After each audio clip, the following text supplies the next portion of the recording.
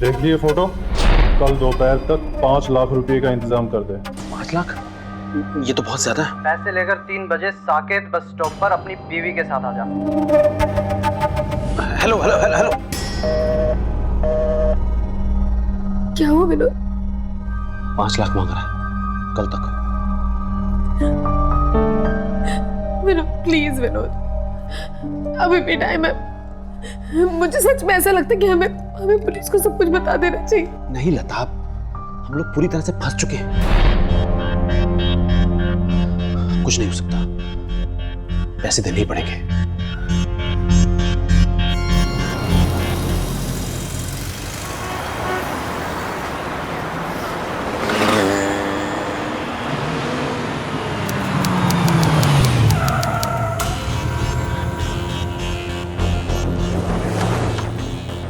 क्या करें?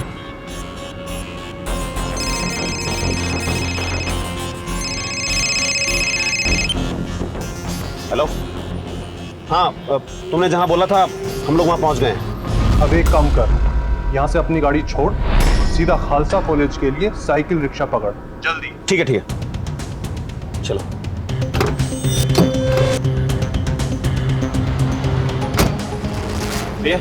देव से चलोगे? हाँ जी, बैठो।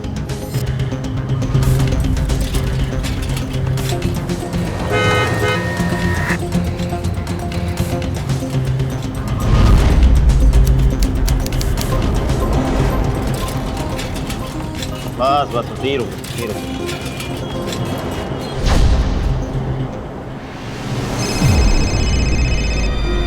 हेलो, जल्दी से बैग और फोन दोनों बीवी को दे दे और बोल उसको कि यहाँ से ऑटो लेकर आनंद पर्वत बस स्टॉप पर जाए, समझा? अब यहाँ से आगे तुम्हें अकेले जाना पड़ेगा। ये फोन अपने पास रखो। विनोद अकेले में?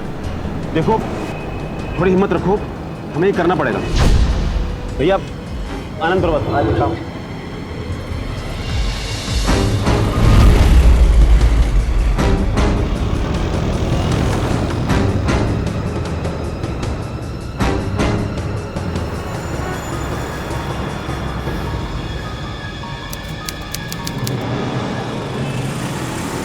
बस नहीं बस।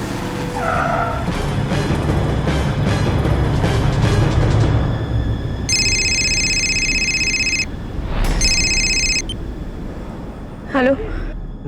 आ गई। चलो अब सामान ऑटो के पीछे रख के आगे वाले स्टॉप पे उतर जा।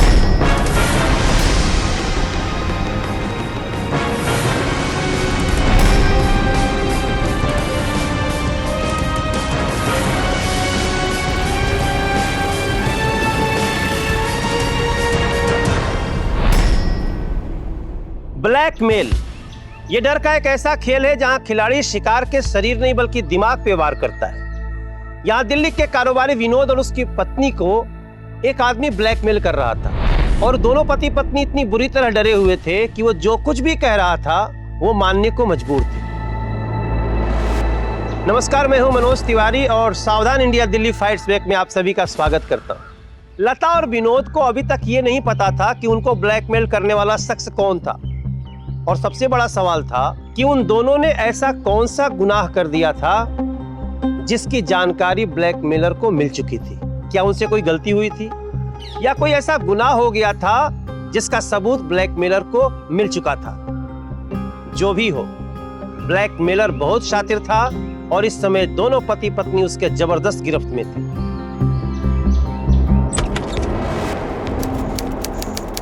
इस ब्लैकमेलर पे कुछ करना पड़ेगा, वरना ये हमें बर्बाद कर देगा। हम करेंगे क्या विनोद? कुछ तो करना ही।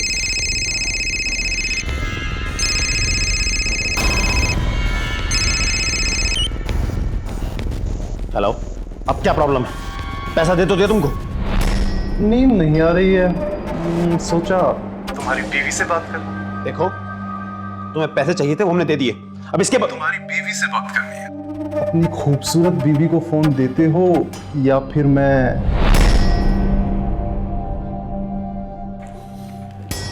तुमसे बात करना चाहता है।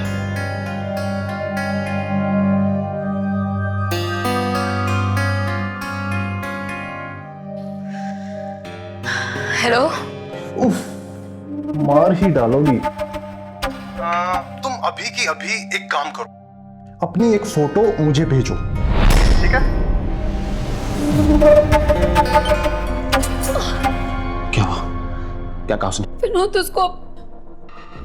उसको मेरी एक फोटो चाहिए।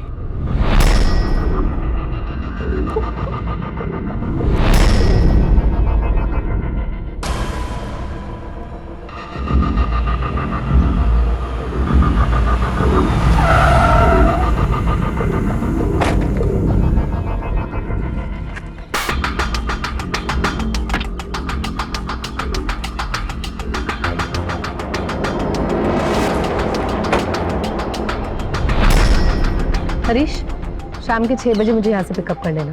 जी मैम। And 6 means 6। हो जाओ।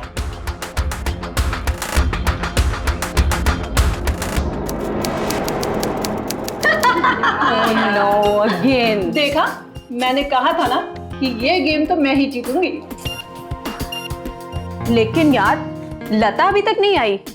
डोंट वरी यार, आ जाएगी। आ जाएगी नहीं, आ गई। हाय।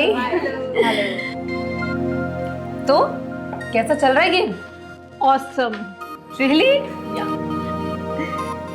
और वाओ लता, तेरा नेकलेस तो बड़ा ही खूबसूरत है। रियली? कल ही विनोद दे दिया है। It's very expensive, you know. ओह, ये सब बातें छोड़, पहले ये तो बता पैसे कितने लाई है? कहीं ऐसा ना हो कि हारने के बाद फिर से उधार मांगना पड़ जाए। वेरी फनी चीज। इस गेम में आज कौन हारने वाला है और कौन जीतने वाला है और किसको उधार लेने की जरूरत पड़ेगी, ये तो थोड़े टाइम में पता चल ही जाएगा। Oh really? यस। ठीक है, तो हो जाए दो हाथ। Of course. लाओ। भाई ये मेरी तरफ से। मेरी तरफ से।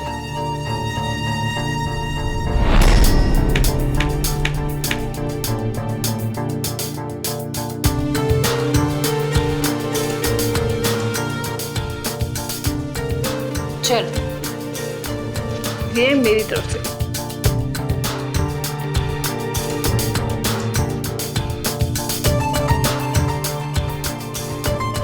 यार मेरा तो पैक। मेरा भी पैर। एक्चुअली मुझे लगता है ये गेम तो सारी रात चलने वाला है। मुझे अब चलना होगा। क्यों? यार इनको टूर से वापस आना है, इसलिए मुझे जाना होगा। तुम दोनों लगे रहो। Okay, bye baby. Bye bye.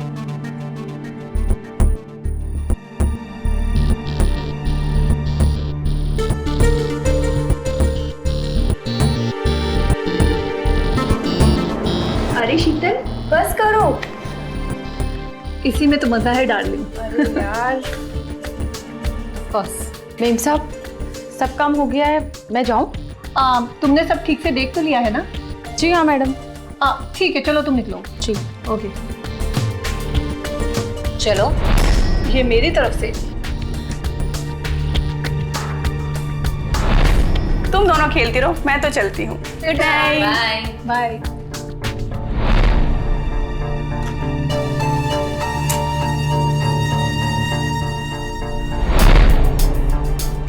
चल, तो ये लो।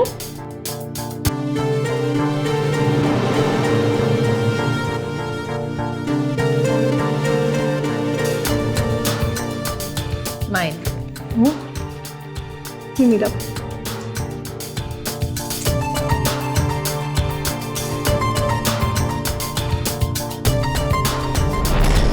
क्या हुआ लता डार्लिंग, इतनी टेंशन में क्यों दिख रही हो?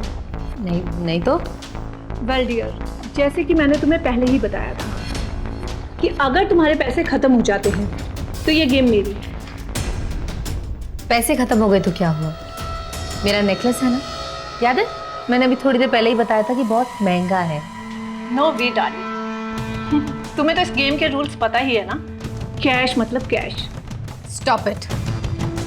तुम्हें पता है कि मेरे पास कैश नहीं है Sheetal. Yes I know, now game is over from my side. The game is not over Sheetal, अभी हमें और खेलना है। ये तुम्हारी भूल है, गेम इज ओवर नाउ। हमें अभी गेम और खेलना है, ऐसा मत करो, तुमने पिछली बार भी ऐसा ही किया था। मुझे लेट हो रहा है। Okay bye sweetheart. You can't leave like this. Sheetal, Sheetal listen to me. जब पैसे नहीं होते तो खेलते क्यों हो? ये गेम अब खत्म हो चुका है और तुम हार चुकी हो, और इसे एक्सेप्ट कर लो और जाने दो मुझे। मैं हारी नहीं हूँ। The game is not over. Necklace है ना मेरे पास, बोल रही हूँ ना कि मैं इसे लगाने के लिए तैयार हूँ। I will not let you go. No नहीं, तुम नहीं जाओगी। Are you crazy?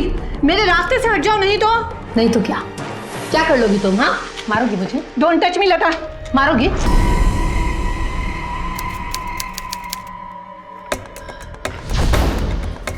Vinod,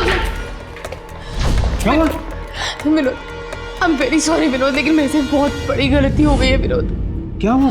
Vinod, वो मैं पार्टी पे गई थी ना, वहां पे हम ताश खेल रहे थे और फिर मेरे पैसे खत्म हो गए। मैंने शीतल से सिर्फ इतना कहा कि वो पैसे के बदले कुछ और ले ले, लेकिन वो पैसे का बैग लेके बाहर जाने लगी। आई जस्ट स्टॉप्ड हर विनोद। वहाँ एक सामान पड़ा था, मैंने उसके सर पे मारा और वो गिर गई। खून मेरा था Vinod. I think she died Vinod. She is dead. क्या कहा तुमने? वो मर गई। मर्डर? I'm sorry विनोद, लेकिन ट्रस्ट में मैंने जानबूझ के नहीं किया। It was just an accident। बस हो गया। I'm so sorry। अब किसने देखा तो नहीं? और वो हरीश को तो मैंने कार की सर्विसिंग के लिए भेजा था, वो लौटा नहीं था तब तक। Oh God विनोद, ये तो तुम्हारा मोबाइल का है?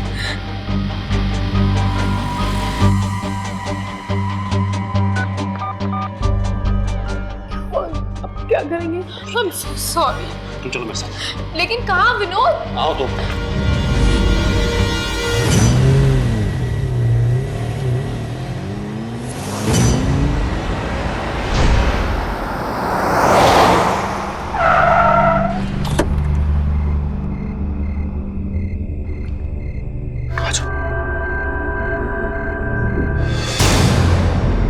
Vinod, I'm so sorry। मुझसे बहुत बड़ी गलती हो गई है। तुम रोना बंद करो, हमें इसका कुछ करना होगा। नहीं विनोद, आई थिंक हमें इसे हॉस्पिटल ले जाना चाहिए। क्या पता ये बच जाए। बचेगी तब ना, जब जिंदा होगी तो। She is dead.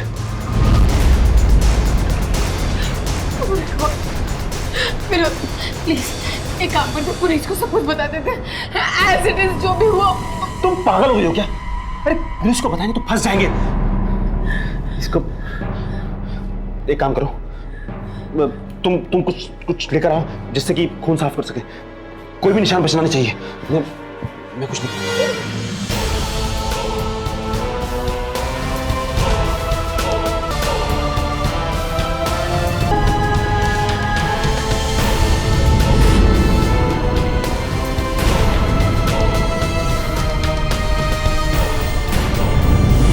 अच्छे से साफ करो, कुछ भी निशान बचना नहीं चाहिए।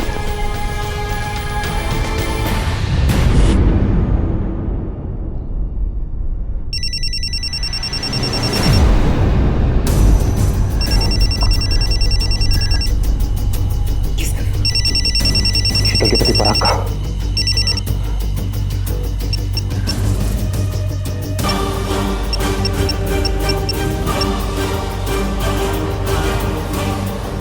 निकलो यहां से, बाकी बाद में देखते हैं। पार्टी करो।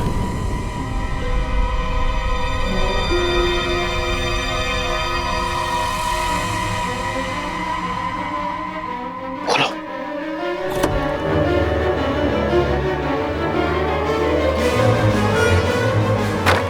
बैठो बैठो।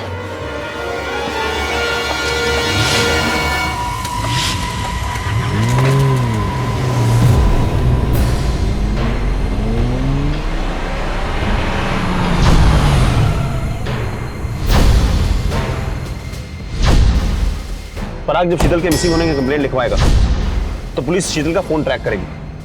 तो पुलिस को यही पता चलेगा कि 8:30 बजे शीतल दिल्ली से बाहर जाने वाली सड़क पर थी। और अगर पुलिस हमारा फोन ट्रैक करेगी तो पुलिस को यह पता चलेगा कि हम लोग घर पर हैं, क्योंकि हम ऑलरेडी अपना फोन घर पर छोड़कर आए हैं। विनोद, मुझे ये सब कुछ बिल्कुल ठीक नहीं लग रहा।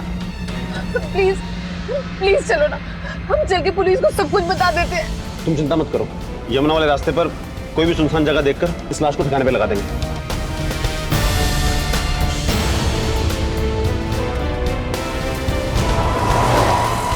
क्या हुआ विनोद? हमें सीधा जाना था, तुमने यूटर्न के लिए अचानक? तुमने पुलिस चेक पोस्ट नहीं देखा? परसों 15 अगस्त ये ऐसे ही चलेगा, पूरी दिल्ली में जगह जगह नाकेबंदी होगी। हम इस लाश को भी ठिकाने नहीं लगा सकते। हाँ लेकिन तुम इस लाश को करेंगे क्या? चिंता मत करो, कुछ सोचता हूँ।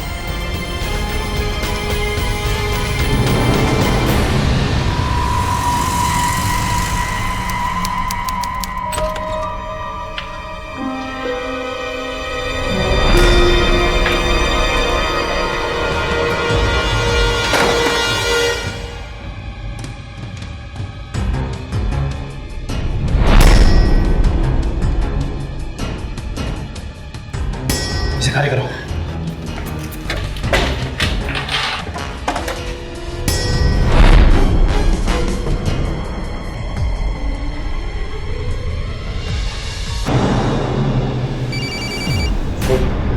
मैं लेकर आती हूँ। ओह गॉड, पराग का फोन है। अब मैं क्या करूँ? कुछ मिनट बात करो उससे, उसे शो करना कि जैसे कुछ नहीं हुआ है। आराम से, इत्मीनान से बात करो। करो। हेलो हेलो, भाभी जी शीतल अभी तक घर नहीं आई, फोन भी पिक नहीं कर रही है वो। आपको कुछ आइडिया है कि कहाँ है वो? नहीं तो, मैं तो फार्म हाउस गई थी, लेकिन मैं तो 6 बजे वहां से निकल गई थी। इनफैक्ट मैंने तो शीतल से कहा भी था कि चलते हैं, लेकिन उसने बोला कि आप उसे लेने आने वाले हो तो उसे वहां रुकना होगा, वेट करनी होगी आपकी, इसलिए मैं निकल गई। क्यों, क्या हुआ? ऐसी तो कोई बात नहीं हुई थी हमारे बीच। इनफैक्ट मैं तो बाहर गया हुआ था, जस्ट अभी लौटा हूं। कुछ समझ नहीं आ रहा क्या करूं।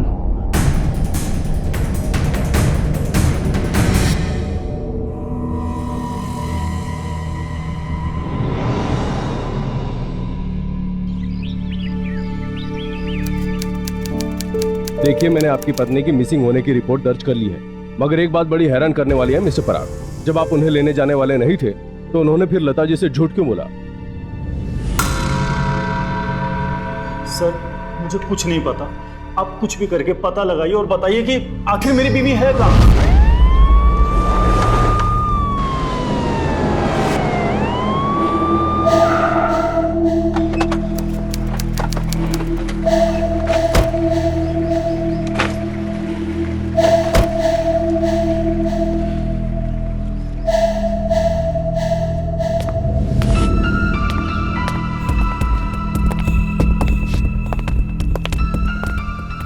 हवलदार, पूरे घर की तलाशी लो।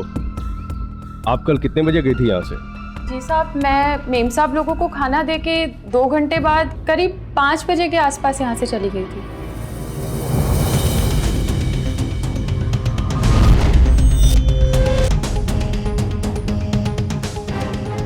जब तुम यहाँ से गई तो यहाँ शीतल मैम के साथ कौन कौन था?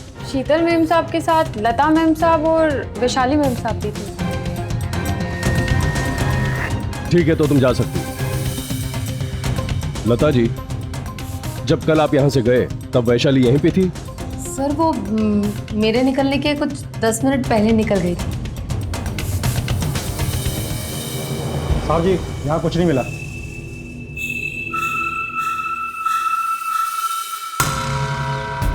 थैंक्स। सर, उस दिन शीतल 7:30 बजे तक पार्टी में थी, उसके बाद वो यहाँ से निकली है। उसके फोन की आखिरी लोकेशन दिल्ली से गुड़गांव जाने वाले रास्ते पर मिली है। मिस्टर पराग, उस तरफ आपकी जान पहचान का कोई रहता है?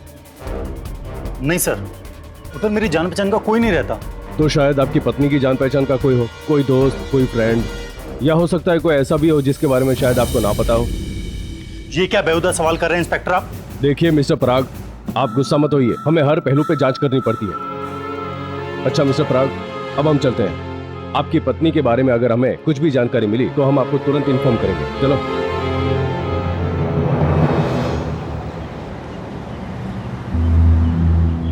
पता है, मुझे इस बात की बिल्कुल उम्मीद नहीं थी कि पुलिस फार्म हाउस तक पहुंच भी पाएगी। ये तो अच्छा हुआ कि हम लोगों ने वहां की साफ सफाई पहले से कर दी, वरना बहुत बड़ी प्रॉब्लम में फंस जाते हैं। विनोद, मुझे तो बहुत डर लग रहा है। आई सीरियसली फील कि हमें पुलिस को सब कुछ सच सच बता देना चाहिए। तुम पागल हो गई? अरे जेल चले जाएंगे हम, जमानत भी नहीं होगी और सारी जिंदगी वहीं जेल में सड़ते रहेंगे। मैं हूं ना, तुम चिंता क्या कर रही हो? सिर्फ 1-2 दिन की बात है, उसके बाद हम शीतल की लाश को कहीं ठिकाने लगा देंगे और किसी को कुछ पता नहीं चलेगा। Vinod, you're not understanding, it's a big thing.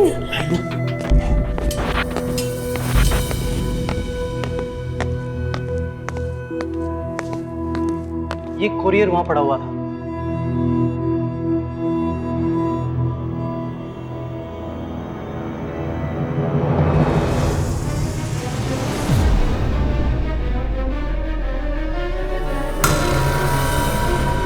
क्या हुआ विनोद? तुम जाओ गाड़ी में पेट्रोल डलवा के लाओ। क्या हुआ?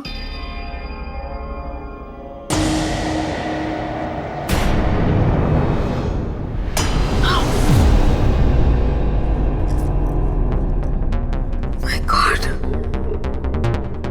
विनोद, कहा था ना मैंने।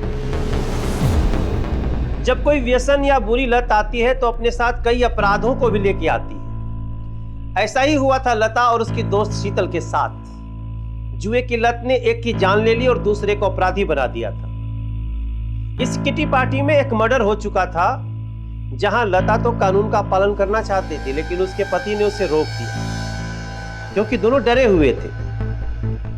दोस्तों, इंसान जब कोई अपराध करता है तो उसको छुपाने के लिए और बड़ा अपराध कर देता है। अपने हिसाब से तो उन दोनों ने राज को ठिकाने लगा दिया था, लेकिन कोई था जो इस घटना को देख रहा था और अब उनको उनके डर का फायदा उठाकर ब्लैकमेल करने लगा। कौन था ये ब्लैकमेलर और कहां तक जाने वाला था ये सिलसिला?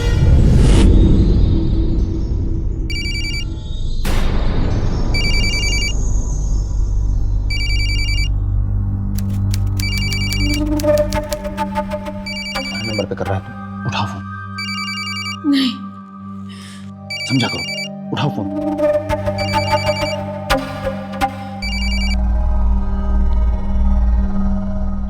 हेलो।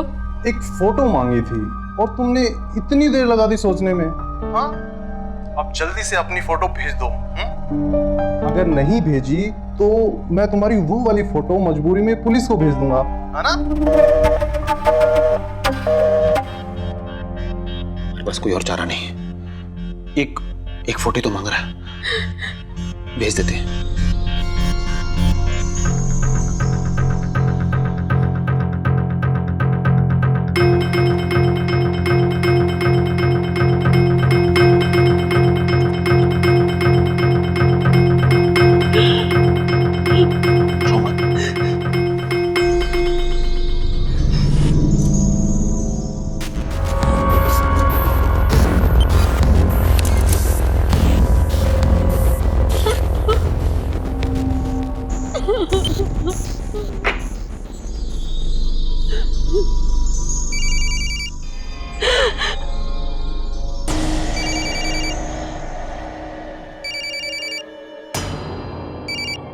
कैसी फोटो भेज दी? हाँ, तो कैसी फोटो चाहिए तुम्हें?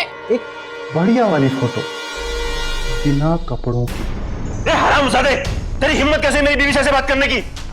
तूने पैसे मांगे थे ना, ये पैसे पहुंचा दिए, अब ये सब लामत ज्यादा। अगर इतनी तकलीफ हो रही है बीबी की फोटो भेजने में, तो एक काम कर, कल ही कल 2 लाख रुपए का इंतजाम कर, और अगर नहीं किया तो फिर मैं क्या करूंगा तू अच्छी तरह से जानता है।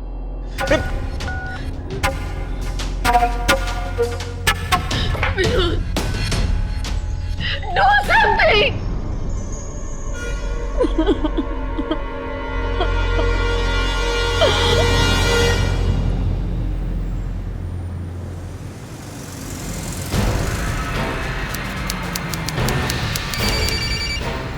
हेलो,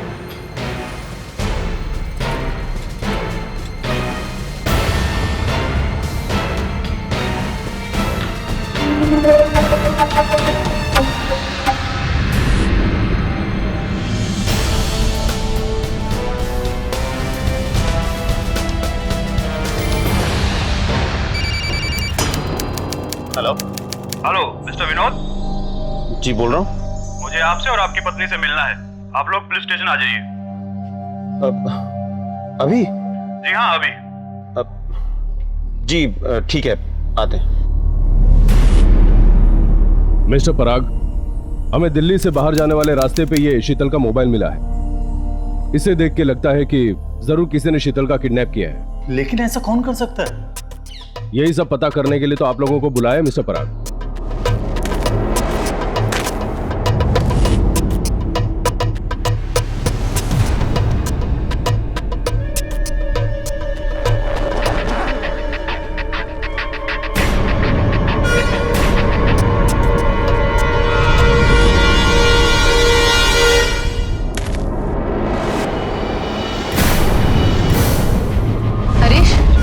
शाम के 6 बजे शार्प मुझे यहाँ से पिकअप कर लेना। लता जी, शीतल की अच्छी दोस्त होने के नाते आपको कुछ तो पता ही होगा। सर मैं आपसे पहले भी कह चुकी हूँ कि उसने मुझे कुछ नहीं बताया था। मुझे नहीं पता।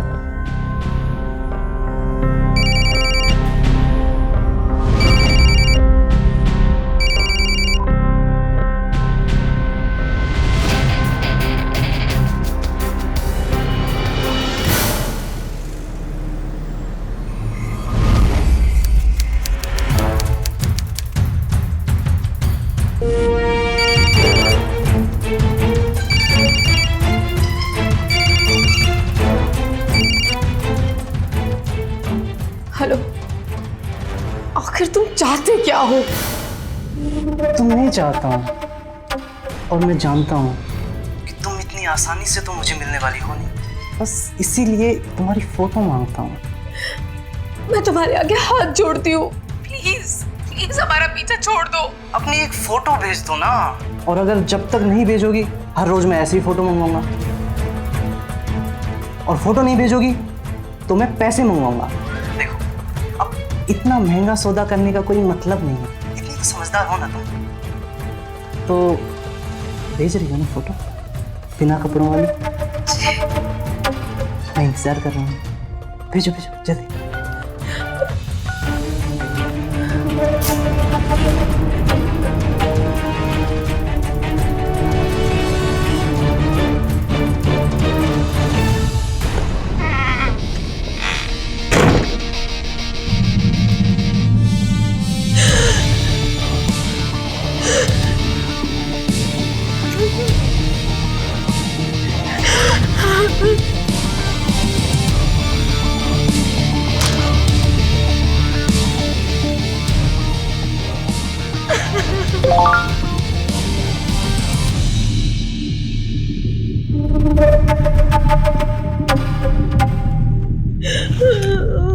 लता और विनोद को इस बात का अंदाजा भी नहीं था कि ब्लैकमेलर उनके घर में ही छुप के बैठा हुआ है। ड्राइवर हरीश ने लता और विनोद को शीतल की लाश छुपाते हुए देख लिया था और सबूत के तौर पे उनकी फोटो भी क्लिक कर ली थी। अब दो बड़े सवाल उठ रहे थे कि क्या लता और विनोद को कभी पता चल पाएगा कि ब्लैकमेलर उनका ड्राइवर हरीश ही है? क्या पुलिस और शीतल के पति को यह पता चल पाएगा कि शीतल के गायब होने में लता और विनोद का ही हाथ है?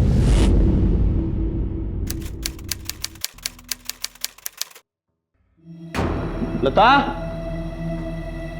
लता, क्या हुआ विनोद? यार गाड़ी की चाबी का बॉक्स यहाँ है ना, तो चाबी कहाँ गायब हो जाती है? चाबी हरीश के पास रह गई होगी, गलती से ले गया होगा अपने साथ। एक मिनट, मैं फोन मिलाती हूँ। मुझे तो समझ में नहीं आता वो लेकर जाते ही क्यों अपने साथ? अब फोन भी नहीं मिल रहा। आई एम श्योर वो अभी तक अपने सर्वेंट्स क्वार्टर में सो रहा होगा।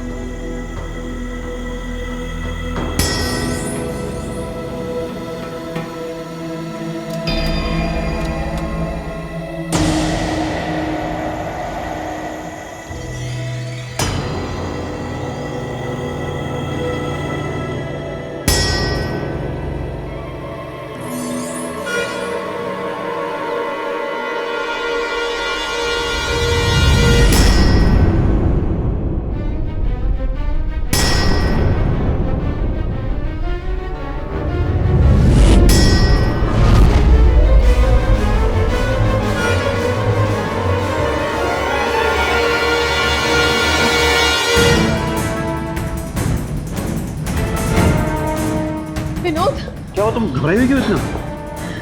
मैंने अभी अभी हरीश के कमरे में ना वो वही रेनकोट देखा जो उस ब्लैकमेलर ने पहना हुआ था, जिसपे वो स्टार बना था। और हरीश अपने कमरे में नहीं है। Are you sure? Yes, Vinod, it's the same coat.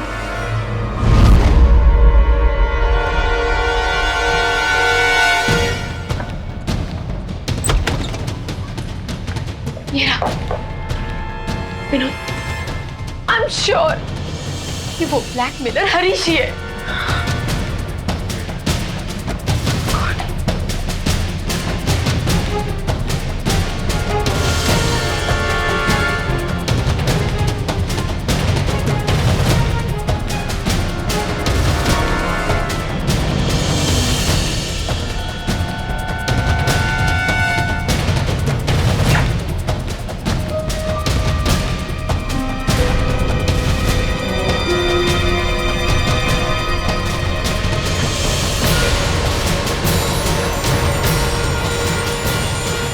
काम करते हैं, इस सारे सामान को ऐसे रख देते हैं। नहीं विनोद, ये जो मैं बोल रहा हूँ वैसा करते हैं।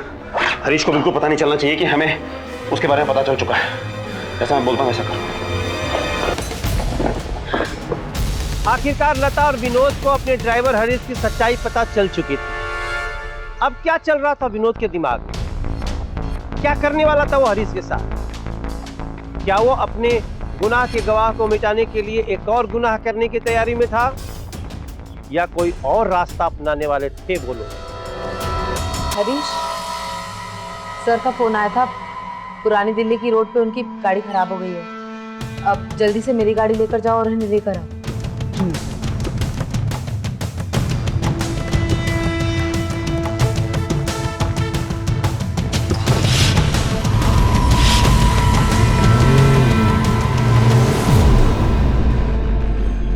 विनोद, क्या? हाँ, आओ।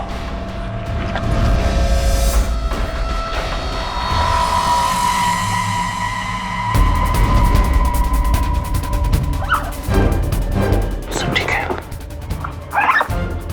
चलो।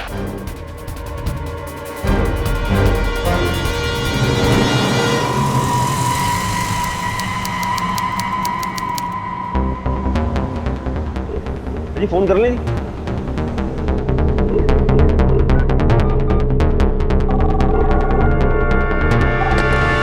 साहब जी, ओ जी करोल बाग में ना गली नंबर 10 है जी, देवनगर में। ओ जी वहाँ पे ना एक गड्डी खड़ी है जी, संदिग्ध, और गड्डी नंबर है जी DL7CG 0850।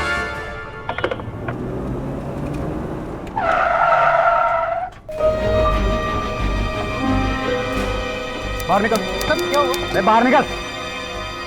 सब लेकिन हुआ क्या? डिग्गी खोल। कुछ नहीं है सब, डिग्गी में कुछ नहीं। अरे खोल डिग्गी।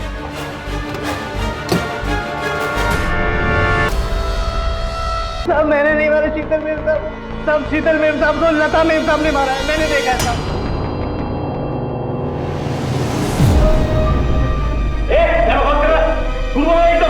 मैं बिल्कुल सच बोल रहा हूँ साहब, मेरे पास सबूत है, सब इनके खिलाफ सबूत है। क्या सबूत?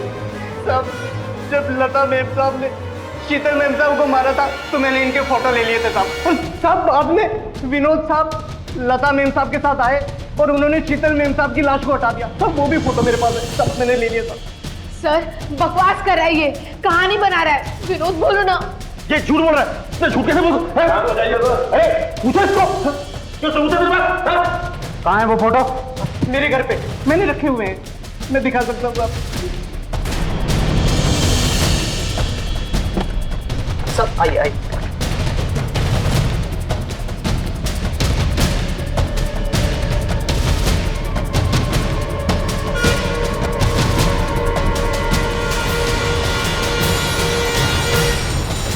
इंस्पेक्टर साहब, कुछ नहीं मिला।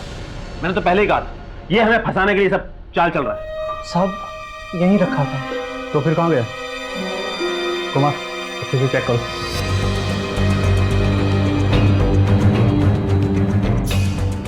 एक मिनट साहब, एक मिनट।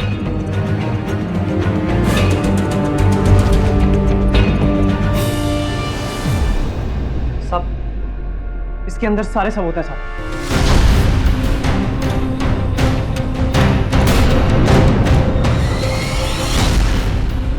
कुमार इसे फोन में लगाओ। Stop, Ruma, please. Stop, why are you crying? Please मुझसे और नहीं होगा, मुझे इन लोगों को सच बताने दे दो प्लीज। कौन सा सच कहना चाहती हैं आप? सर शीतल की मौत मेरी गलती की वजह से हुई है। But I didn't want to kill her. मैं उसे मारना नहीं चाहती थी sir. This is just a mistake. Sheetal, stop it! You always do this. Sir मैं बहुत डर गई थी सर। फिर मैंने आके अपने हस्बैंड को सब कुछ बताया सर। और सिर्फ मुझे बचाने के लिए इन्होंने शीतल की लाश को छुपा कर रखा। सर ये सब करते हुए इसने हमारी फोटोज ले ली थी और उन्हीं के जरिए ही हमें ब्लैकमेल कर रहा था सर। और जब हमें इसकी असलियत के बारे में पता चला तो हमने लाश को फ्रिज में से निकाल के गाड़ी की डिक्की में डाला और इसको गाड़ी के साथ भेज दिया। और आपको फोन भी मैंने ही किया था। I didn't want to kill her, Vinod. चलो थाने लेके चलो इनको। चलो भाई आजा। आप भी चलिए।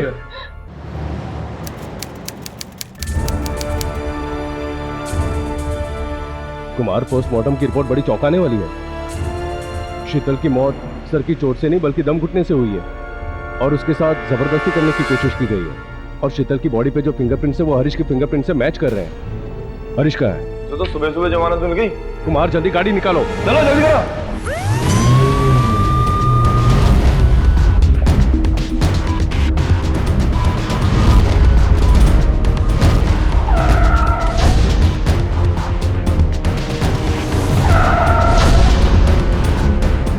रुक, अगर कुमार पकड़ इसको।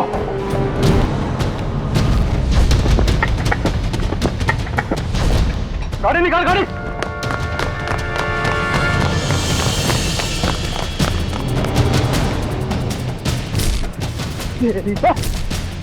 बहुत तेज चढ़ी ना तेरे को। डाल उसको गाड़ी में।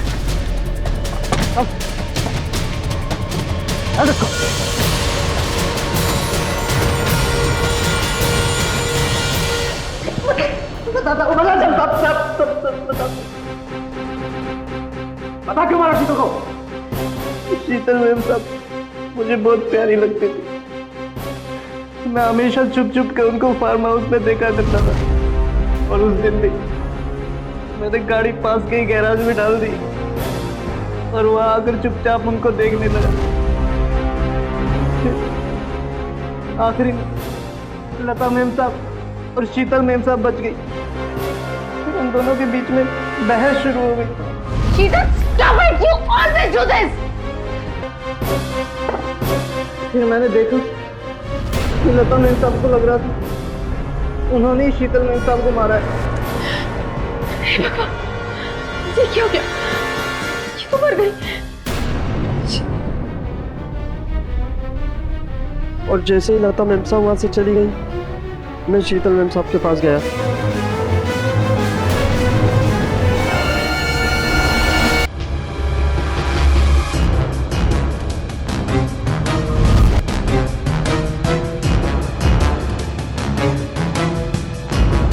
फिर जैसे ही मैं वहां से चुपचाप भागने लगा विनोद साहब लता मैम साहब के साथ आ गए और फिर उन्होंने सारे सबूत मिटाने शुरू कर दिए।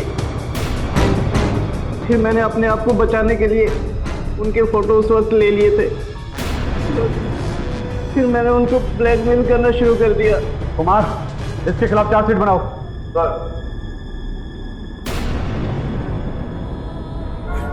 दिल्ली पुलिस की मुस्तैदी से ड्राइवर हरीश अब पुलिस की पकड़ में था, लेकिन यह सिलसिला शुरू ही नहीं हुआ होता अगर लता और विनोद ने समय से पुलिस को जानकारी दे दी होती। हालांकि इस पूरी घटना में लता और विनोद विक्टिम थे यानी पीड़ित थे, लेकिन कानून की नजर में वो अपराधी थे। इसलिए सबूत मिटाने के जुर्म में आईपीसी की धारा 204 के तहत उन्हें 8 महीने की सजा हुई और जुर्माना भी हुआ। ड्राइवर हरीश को शीतल की हत्या के लिए आईपीसी की धारा 302, अटेम्प्ट टू रेप यानी बलात्कार के प्रयास के लिए आईपीसी की धारा 354 और लता और विनोद के साथ ब्लैकमेलिंग के लिए आईपीसी की धारा 383 और 384 के तहत उम्र कैद की सजा सुनाई गई। दोस्तों, इस पूरी घटना की जड़ में अगर कुछ था तो वो था जुआ। तो सावधान रहिए ऐसी बुरी लत से जो इंसान को अपराध की दलदल में फंसाता है और कई अच्छे परिवार को बर्बाद कर देता है। तो अब मैं आपसे लेता हूं विदा। फिर होगी आपसे मुलाकात दिल्ली में जुर्म से जंग की एक और सच्ची घटना के साथ। तब तक के लिए नमस्कार। अब बोलती बंद होगी अपराध की, क्योंकि दिल्ली नहीं है किसी के बाप की। सावधान इंडिया, दिल्ली फाइट्स बैक।